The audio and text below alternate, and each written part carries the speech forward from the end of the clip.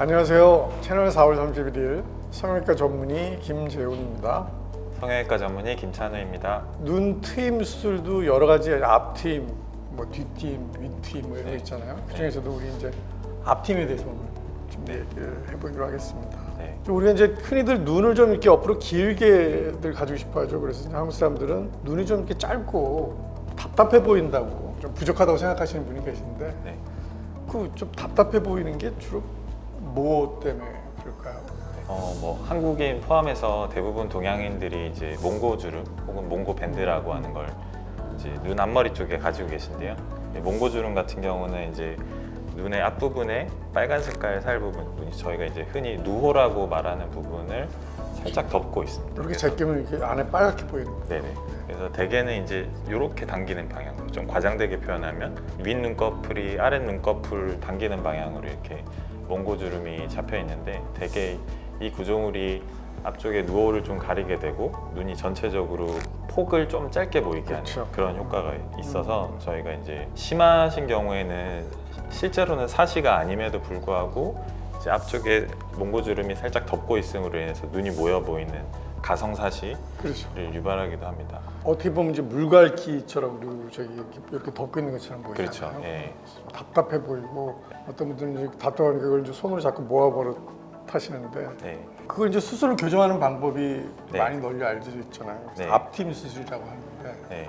그 앞팀 수술이 뭐 다 해야 되는 건 아닐 테고 그렇죠. 그 대상되는 군을 우리가 좀 나눠볼 수 있을까요? 첫 번째로는 아까도 말씀드렸지만 사시가 아님에도 불구하고 눈 앞머리를 좀 많이 가리고 있어서 사시처럼 보이는 분들, 그리고 두 번째는 이제 쌍꺼풀 수술을 계획하고 계신 분들 중에 대부분 이제 몽고주름은 있는데 저는 아웃라인 내지는 뭐 인아웃 라인, 세미 아웃 라인 정도 눈 앞머리부터 라인이 좀 뚜렷하게 보였으면 좋겠습니다라고 하시는 분들은 몽고주름이 이렇게 당기고 있으면 아무리 이제 라인을 잡으려고 해도 거기에 새로운 주름이 생기지가 않거든요. 이 몽고주름이 있으면 쌍꺼풀 라인을 크게 잡으면 잡을수록 몽고주름이 더 깊어지잖아요. 네, 그렇죠.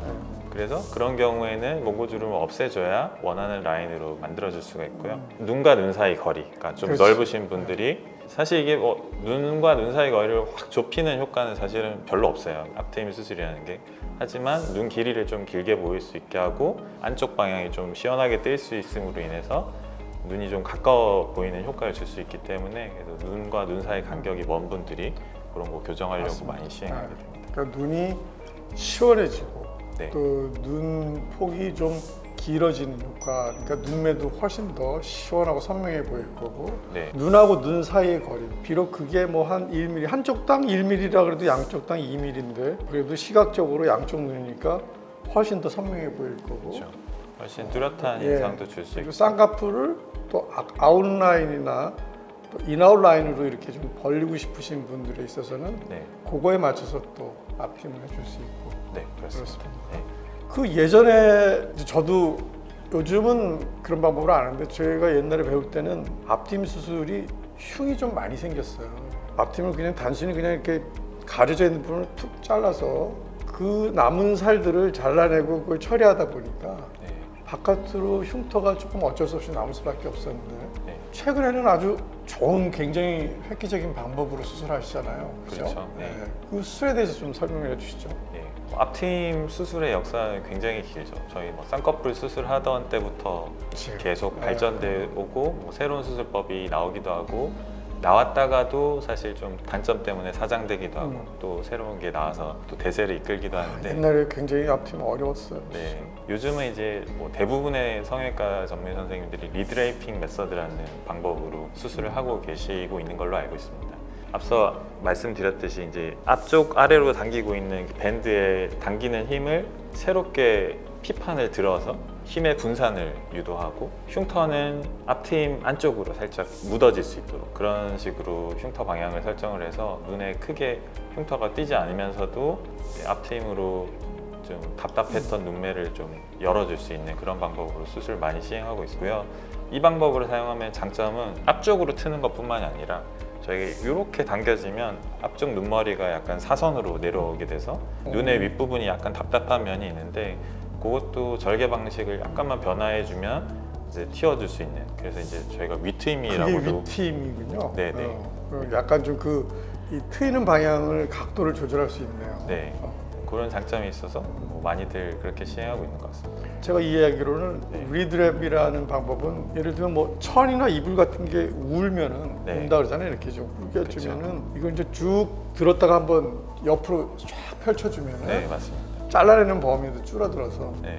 그거를 효율적으로 숨겨지는 부위로 절개를 최소화하고 네. 그 앞을 틀 수 있는데 그 네. 트는 방향도 각도를 위, 또 가운데 약간 아래로 그걸 이제 조절을 가능하다는 그렇죠. 그런 말씀을 이해하면 되네요. 대단히 획기적인 수술 같습니다. 그래서 최근에 앞팀 수술은 흉터는 뭐 그러면 거의 없다고 봐도 되겠네요. 그 몽고주름을 약간 걷어낸다는 목적으로 사실 수술을 시행해야 제일 자연스럽고 아름다운 방향인데 되게 좀 과하게 트고 싶은 욕심이 좀 있으시다든지 상담을 했을 때나 아니면 수술 방법을 택할 때나 사실 욕심을 좀 부리면 흉터가 좀 보일 수밖에 없습니다. 왜냐하면 약간 덮여있던 살들을 걷어내야 되는데 이거 너무 과다하게 걷어내면 이제 흉터가 감춰질 부분이 아예 전혀 없어지기 때문에 그렇게 되면 이제 흉터가 눈앞에 보이게 되는 거죠. 그 우리 병원은 이제 매주 우리가 이제 사진으로 컨퍼런스를 하는데 그래도 제가 보기에는 네. 수술 후 사진들 봤을 때 앞팀 흉터가 거의 없는 걸로 봐서 네. 우리 병원에서는 그러면 조금 그 범위를 지켜서 수술하라고 환자들을 권하고 유도하는 거라고 그럼요. 보면 예, 되죠. 예. 네.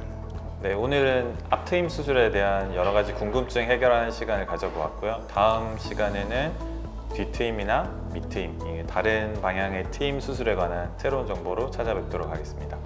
감사합니다.